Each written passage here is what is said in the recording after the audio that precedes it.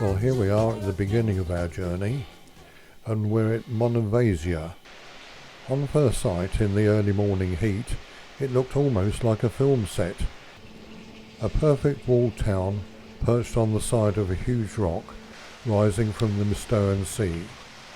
But no, this is real. It was founded in the 6th century and is one of the oldest continually inhabited fortified towns in Europe. At one point it was the most important centre of trade in the whole of the eastern Mediterranean. And even today, through the main gate, everything apart from well water has to be carted in by barrows through the cobbled alleyways.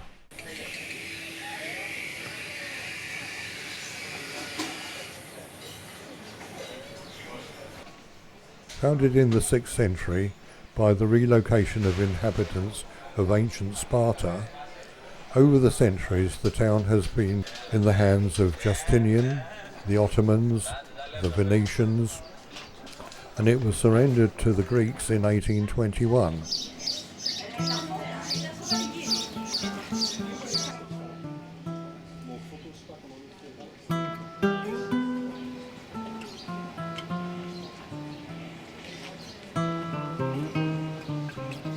It is now famous for its Malvasian wines, called Malmsey in English.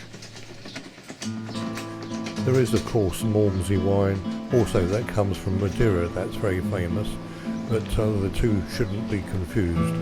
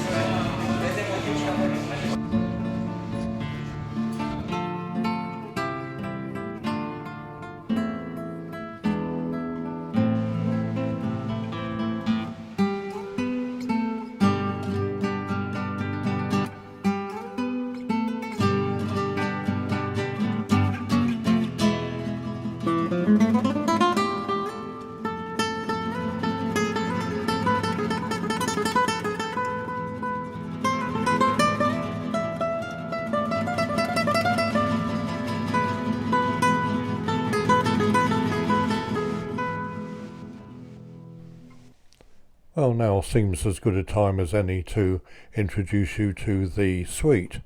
The butler arrives first with a lovely bottle of bubbly, followed very sharply by a nice lot of caviar with all the accoutrements. Nicely appointed, big television, describes everything, quite comfy sofa, table if you want to dine in, and a nice walk-in closet for all your clothes, and a safe, all bathrobes of course, and most important of all, your own personal bar with your own personal choices, which in my case was cognac and gin. Bedside table and a very nice bath, plenty of room, again with the smellies and bits and pieces, his and her sinks, plenty of room again for all the bits and bobs, WC, and then a separate shower altogether, which is quite nice to have a walk-in shower. And now just down the hallway, a little look at some of the ship. Everything seems to go round this spiral staircase. There are lifts of course, but if you just want one floor, that's good enough. Yes, now into the main restaurant. Very nicely appointed with plenty of fine wines, and to crown it all, the Swarovski crystal chandelier.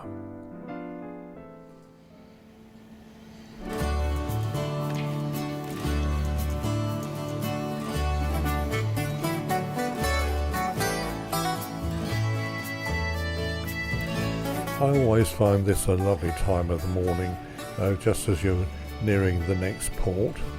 This time we're anchoring about half a mile out and will be going in by tender. You see the fishing boats coming out to fish for the day's catch. No doubt there'll be plenty of restaurants along the waterfront.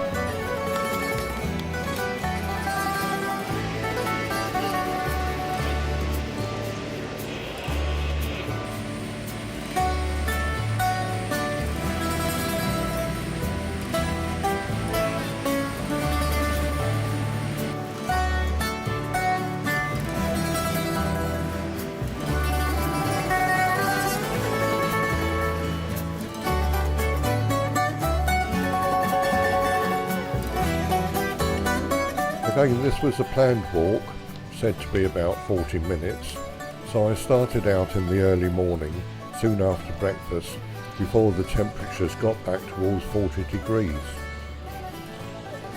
The small town was a delight, waterfront with fishing boats and restaurants, and on the coastal road private gardens abounded with the most brilliant of flowers.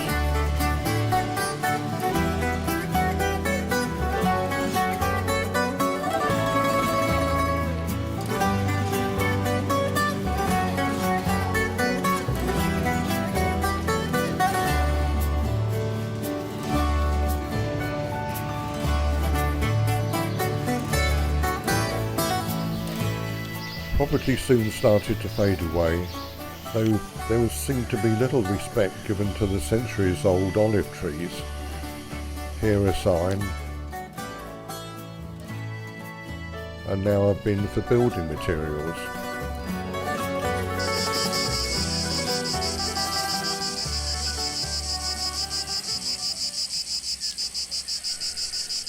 Olive groves left and right, and some very pastoral scenes along the way.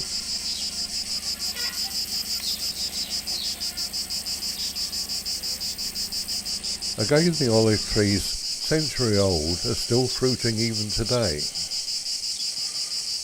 And bearing in mind it's only June, yet the lords and ladies are already in berry form.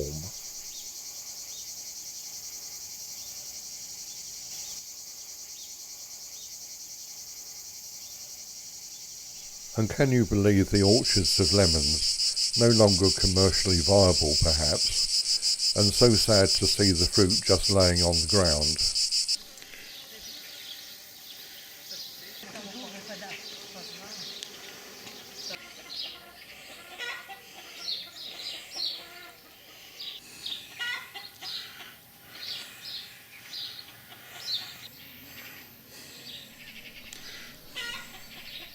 The floral continued trackside, and occasionally the odd grapevine and a small vineyard, perhaps just for personal consumption.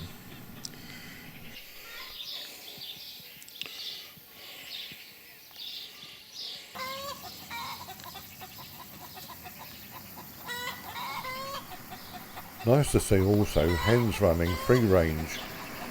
But what about the waterfalls?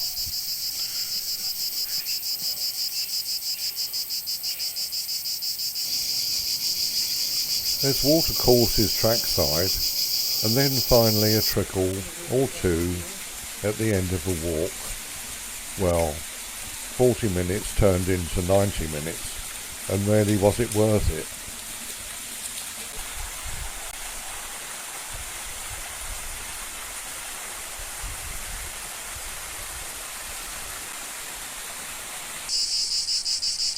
Well, in this case, it was the journey rather than the arriving.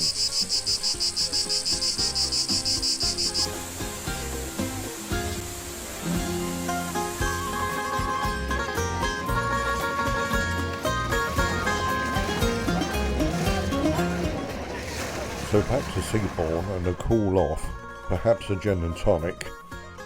Another superb port of call amidst wonderful scenery.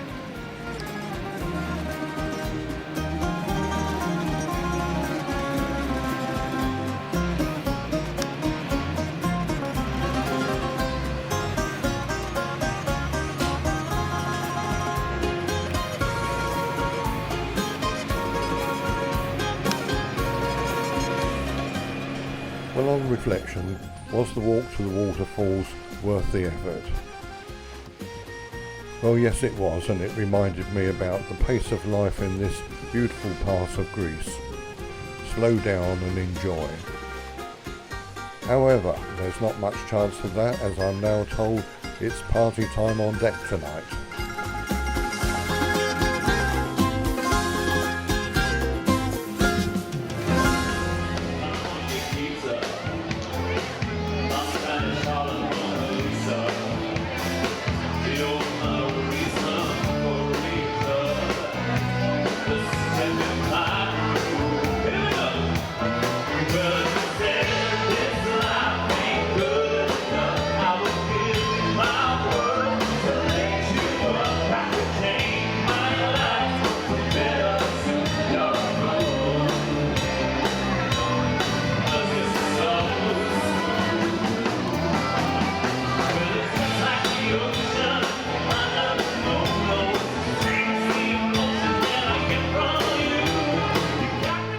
Preceding this party on deck in the cool of the evening, it was nice to see all these young singers in action.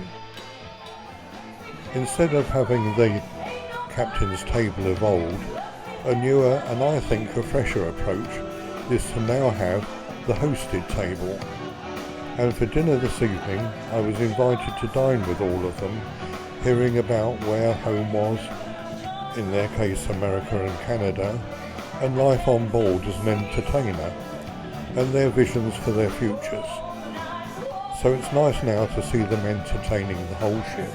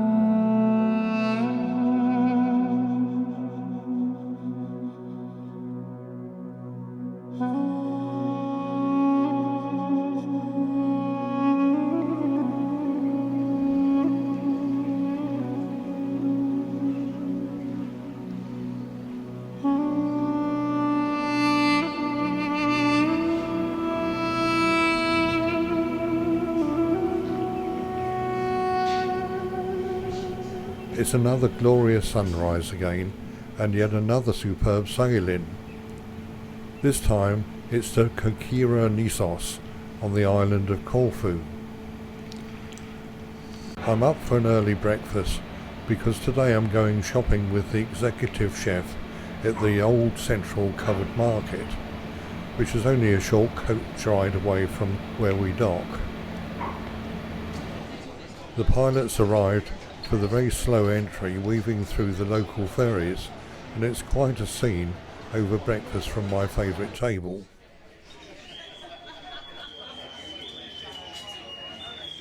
These shopping expeditions are usually a real treat, and only done on the smaller ships.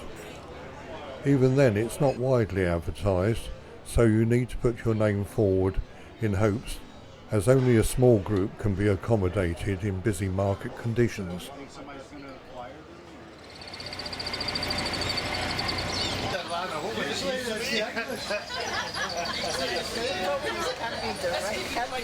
I have to say that stopping at the very first market shop, I was a little surprised that chef instantly ordered a lot of the zucchinis with flowers, which I thought had seen better days, but then what do I know? A selection of olives were passed around to try, and two lads from the ship's kitchens were tasked with picking up the produce chef had ordered. And this would be the ingredients for one of Seabourn's restaurants and buffets that evening. No shortage of fresh fish, those smelling so sweet as only locally caught fish does. Filleted while you wait, and watched over by the resident cat. Plenty of variety, with octopus, spider crabs, some familiar and some not.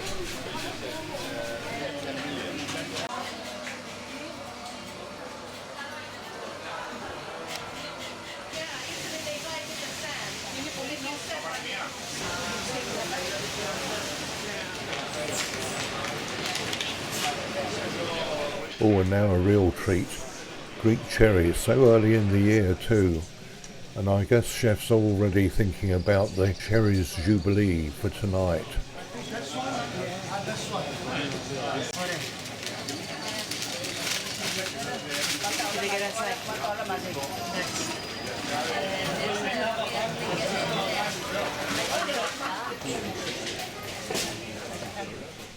On now to preserves and the wonderful Greek desserts, baklava, kadayıfı. Chocolate there, yeah. Fig, pomegranate. Yeah. Very unusual. Yeah. There's 3,5. And not forgetting everyone's favourite, of course, limoncello.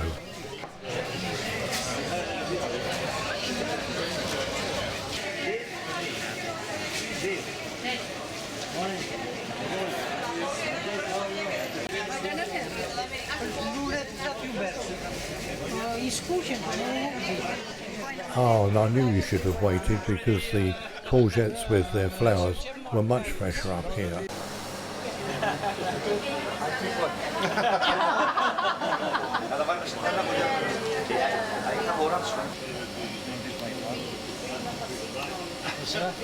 Oh, now this was an interesting aside.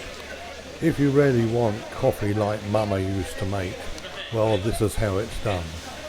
Might take a little while and a bit of effort, very primitive, but by golly, by the number of people sitting in his forecourt there, I think it must have been really special coffee. Anyway, he looked at me, couldn't speak the language nor me. I must have looked as if I was thirsty, so he went and did one all for me and gave it to me free.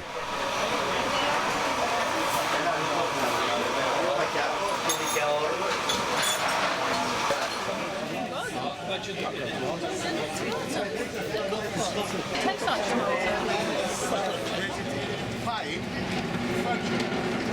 take one of each. Big one. What size you want? Yeah, this size is perfect. This size. Okay. One. Okay. Yeah. All right. Oh, and what to say about the Greek honey. It was absolutely gorgeous, and we sampled so many different types. Every one of them a prize. Be careful, be careful, be careful. I like it. Okay. That's when you understand the difference. Is this one the same as this one? Yes, it's the orange tree. Orange tree. And from the honeycombs through to all the wax that was left behind, nothing gets wasted. Candles, all sorts of things here, all made with the wax. And at the end of these shopping trips, it's lovely to see the stallholders' faces, because I'm sure by far they've had the biggest order in months. And finally, just down the road, we couldn't leave without sampling the many versions of feta cheese. Superb with the salads lunchtime. Again, a very small family business, really in luck for a big sale today.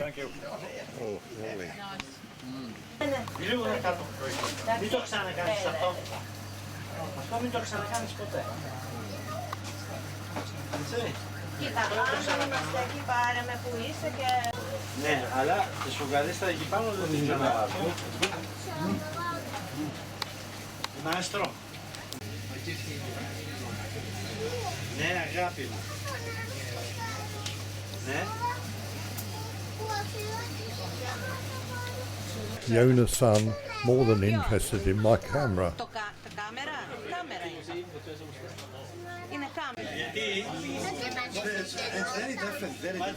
Back to the ship now, with a short guided tour and with all the goodies. Rebuilt by the French as it is now.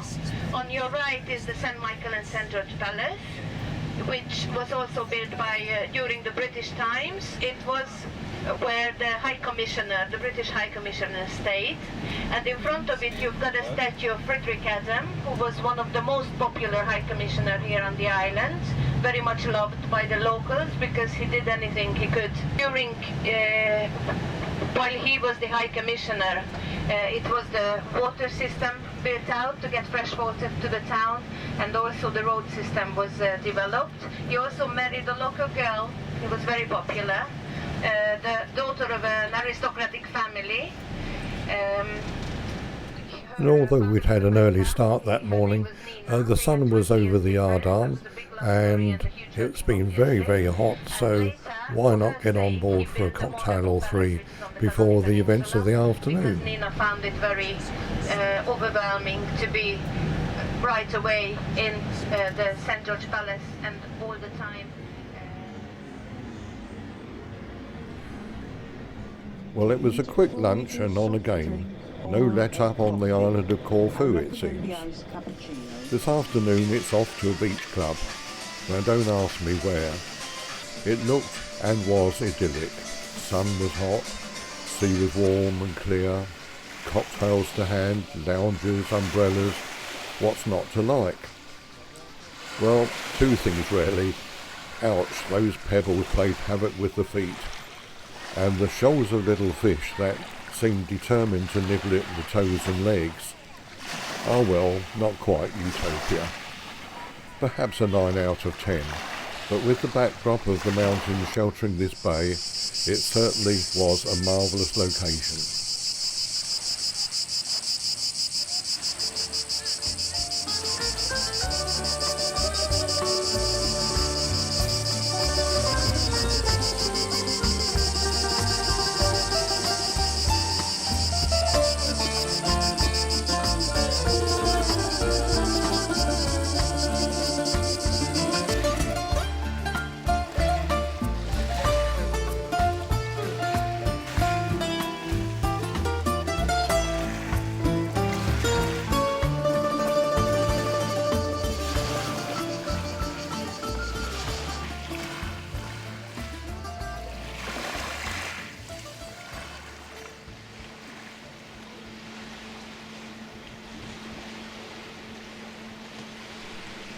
Welcome to Gallipoli, in the south of Italy. No, it's not the one that's the scene of a bloody battle in World War I. That was another Gallipoli in Turkey, the Dardanelles campaign. A really busy sail in avoiding all the packs of local ferries, and the rare sight of a hydrofoil racing along in the rush hour. It certainly looks highly fortified, so it must have seen many a battle in its history.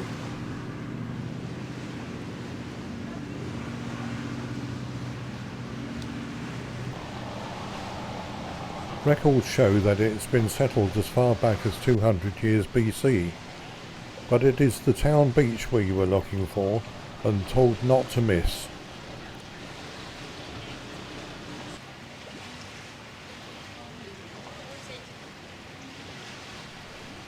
Everywhere you looked, signs of fortification over the centuries.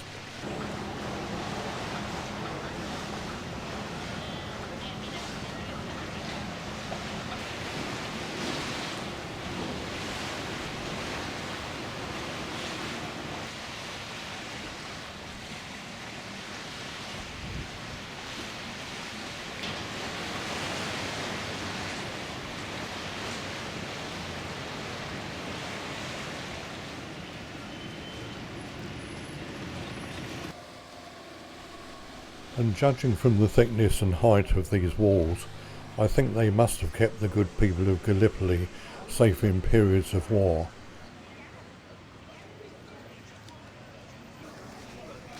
A fast disappearing sight now, sponges on sale.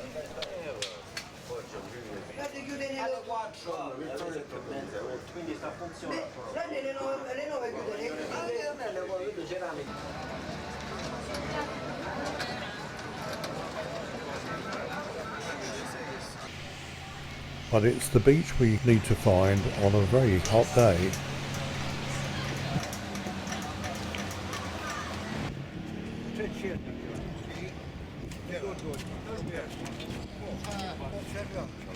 Well, we're getting warmer by the minute and I can see it in the distance, but how the devil do you get down there?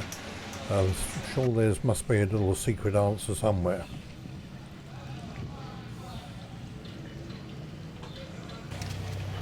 And I'm told by a very helpful local who spoke English that if I walked along the way past where the fishermen are mending their nets, there's a little opening through the wall and then out onto the beach.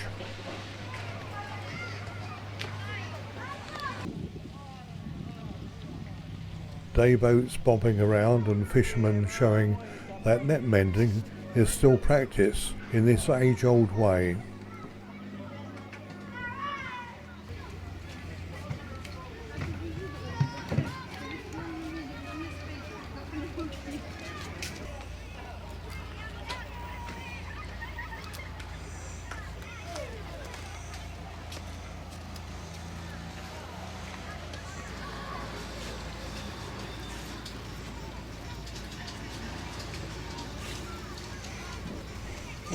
I think he might have done this once or twice before. And he's chatting away as well, no doubt telling me how easy it is to do it, but I couldn't understand the course of what he was saying.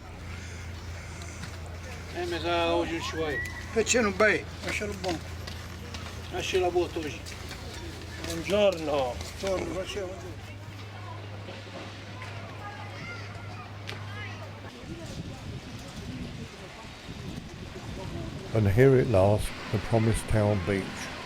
Crystal clear and glorious sand without those painful pebbles. Considering we are now in the summer season, apart from a few local families enjoying the water, it was remarkably uncrowded.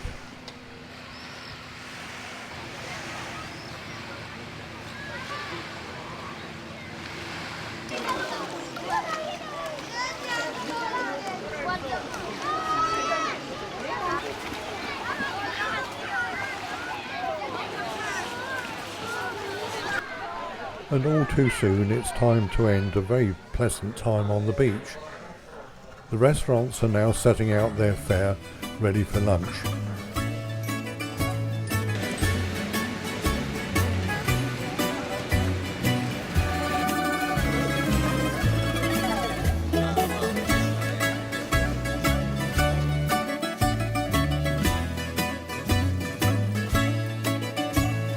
A lovely stopover in Gallipoli, ending now with just a glimpse into the Fisherman's Chapel.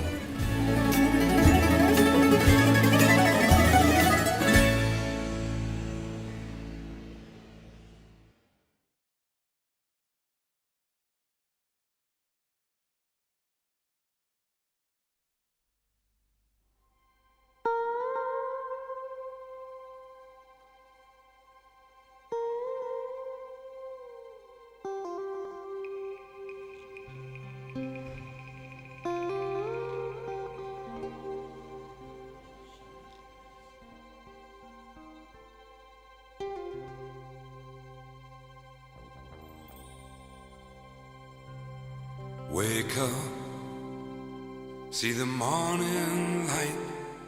This is you, this is today. You try so hard to get it right. Can't help thinking somewhere you lost your way.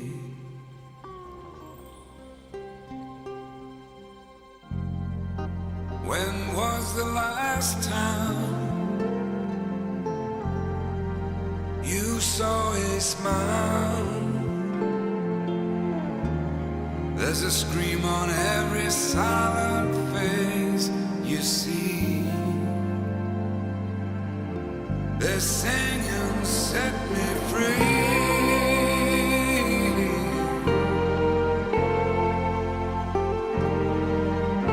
Set me free.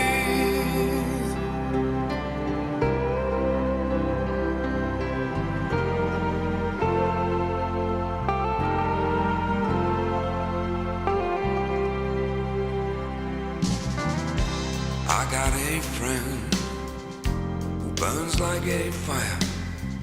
Says there's only one thing you'll ever know. It's out there somewhere, way past the sunset line, way out on the open road.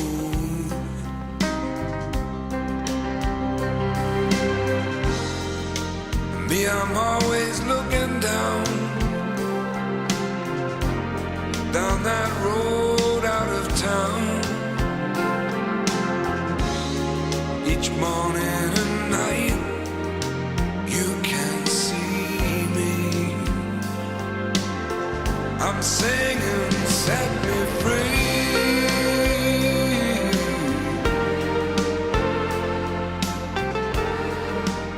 Set me free. Set me free indeed. And here we are now in Montenegro, and the first stop at what looked rather like a prison. The guide explained that we were actually seeing one of the world's most exclusive hideaways for the rich and famous, the likes of Madonna, the Clooneys, etc. But I think we all agreed that it looked more like a prison. But the real purpose of today is we were on our way to the Skadar Lakes National Park to see pelicans and to dine out at a restaurant frequented by local people and tasting the food of the area. At first sight, things looked promising, though I have to say our boat was perhaps the most dilapidated one we could see after a very long and hot 2-hour journey. A breeze on the lake and the sight of flocks of pelicans would, in fact, take our minds off the very uncomfortable boat. Our guide kept on saying we must be careful not to get too near the Albanian shore.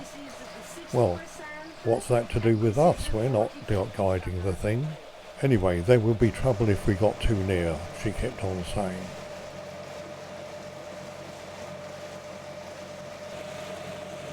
Off we went, full of expectation. Could that be a moorhen? Even some cormorants. A duck even. But pelicans, no. We were then regaled with what looked like a ball of dough and a small beaker of local grappa, all of which went into the lake, as it was absolutely awful. But where are the pelicans we had come to see? So far we had seen and paid for so much for the outing, Oh well, she said, just wasn't the right time of the year. At this stage, we all asked the guide to abandon the trip and return for lunch, and I think we all agreed. We'd had more wildlife in our back gardens than the Skadar Lake National Park.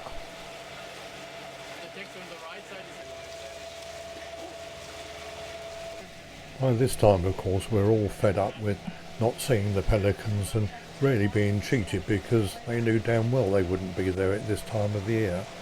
But we're really looking forward to our nice lunch.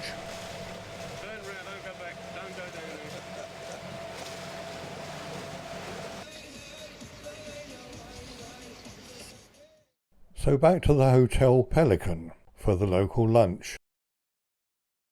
It started badly with fish soup. Hot fish soup on a summer's day at over 40 degrees, I'm sorry to say, wasn't a good choice, though a glass of local red did help it along. And then to the main course. Fish, of course, with its head and tail still attached, with watery potatoes and a clump of white rice, all unseasoned. We returned to the coach quite exhausted, and then to find that the air conditioning had broken down. And were we pleased to see the Encore at the end of the nightmare day.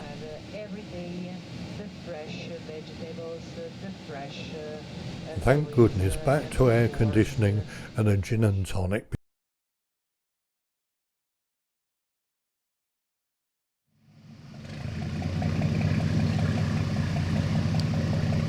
We're still in Croatia and on one of those marvellous sailings, and I think we're anchoring today, so there'll be a tender service.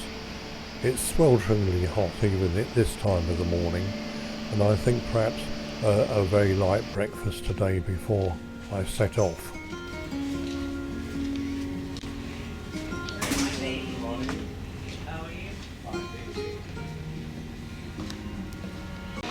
Very nice coffee. You want more? One more. One more shots.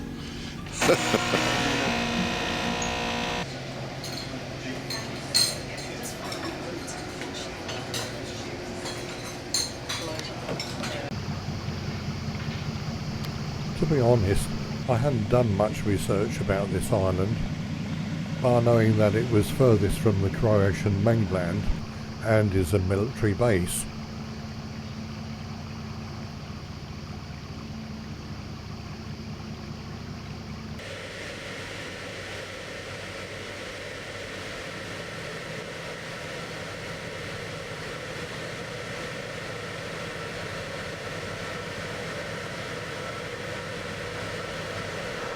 And now on the tender speeding us over and seeing the waterfront, there really didn't look much to this place at all.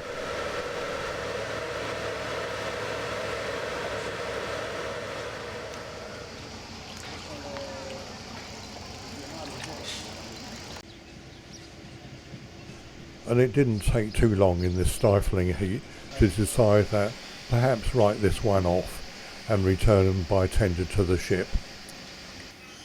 We were getting towards the end of the cruise now, and one alley seemed to look very much like another, and at 41 degrees I think everybody was beginning to sap a little.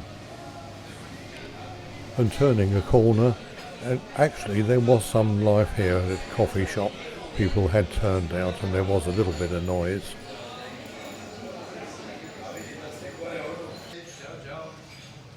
A few more alleyways and I think it's time to start thinking about getting back to the ship. Oh, here's some excitement. A lad with his dog having a game. And that was it really, with the shops being all shut because it was a Sunday. Well, at least one very posh yacht was anchored off, so they must have found somewhere nice to go.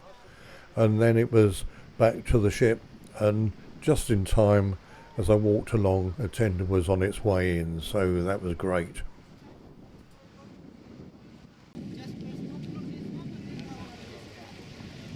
Perhaps a light snack and a shady recliner on deck, and maybe a cocktail or three before dinner and some evening entertainment.